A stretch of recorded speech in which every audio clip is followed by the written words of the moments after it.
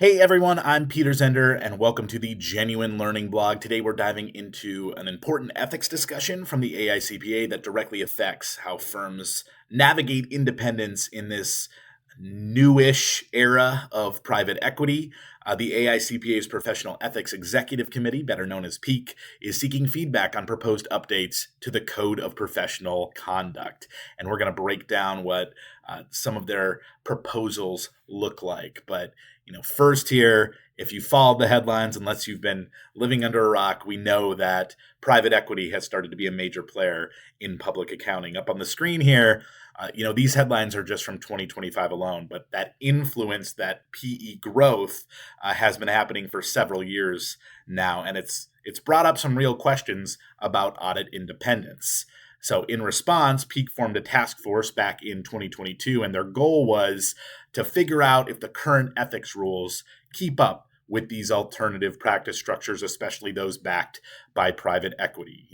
Questioning, are the ethical rules designed for the types of ownership and influence that we're seeing today?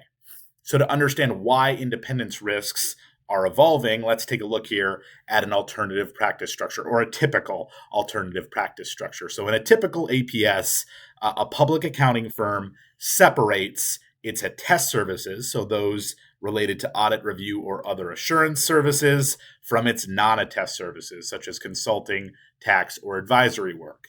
These are then operated through legally distinct entities. Now, even though they're legally distinct, if we looked at this dotted line here, typically there is an administrative service agreement between the attest firm and the non-attest entity where they share branding and marketing. The attest firm pays for shared back office functions like HR, IT, or finance. And there can even be some overlapping leadership, including board members or executives. Now, even though they have that kind of shared administrative service agreement, the ownership of each is very, very distinct and different. So the attest firm will be owned by attest firm partners. This is so that they still meet the requirements of the council resolution concerning the form of organization and name rule by maintaining majority ownership by CPAs. However, the non-attest entity, that's where private equity can make their investment or outside investors can make their investment. And the question is, do we get some influence happening from the non-attest entity to the attest entity? So what are some examples here, or risks, some specific risks where independence could show up in this APS, especially where private equity is involved? A couple examples here. First one, investor influence on compensation and budgets. So if private equity investors sit on the board of the non-attest entity, they may have approval power over attest partner compensation or over the attest firm's budget. This could create an undue influence threat, especially if that power shapes audit decisions.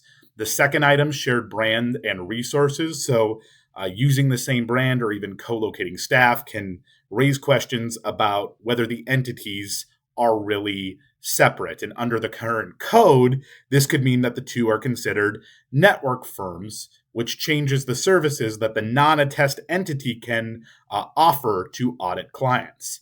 Third item here, board member crossovers. So if a board member of the non-attest entity also serves on the board of an audit client or one of the PE investor's other companies, that overlap could create a self-interest or familiarity threat, even if that person doesn't directly work on the audit engagement. And then number 4, also in that third bullet point, portfolio company services. So if the PE investor owns several portfolio companies and one of them provides services to an attest client, say, an IT implementation or internal audit support, that could compromise independence, even if it wasn't directly performed by the audit firm. So these risks vary depending on the PE investor's level of influence, and whether they hold significant influence or control over that non-attest entity. It's really the question at heart here of the independence issue. So to help firms and professionals navigate these increasingly complex gray area relationships, PEEC is proposing a 3-step approach to evaluate independence in an alternative practice structure. If we break it down here, step 1, identify those network firms. So start by determining whether the attest firm and non-attest entity or any affiliates meet the definition of a network firm. If they share a brand, strategy, if they share resources, independence rules could be triggered. For example, a non-attest entity in the same network may be prohibited for providing certain services to the audit client, like we mentioned before.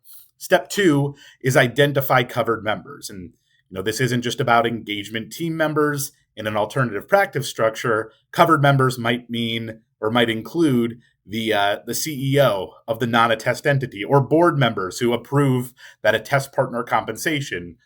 These individuals, right, can directly or indirectly influence audit quality. And PEEC is saying we should hold these covered members. We should call them covered members and hold them to the higher standards.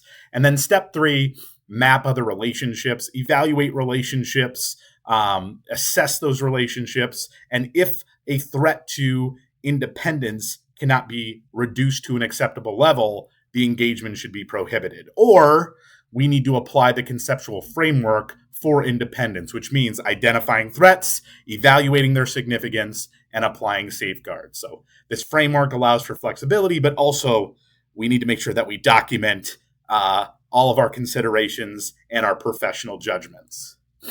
So PEEC has offered 2 ways forward here. Option 1 is authoritative guidance. Under this approach, the examples and analysis would be built directly into the AICPA Code of Professional Conduct itself.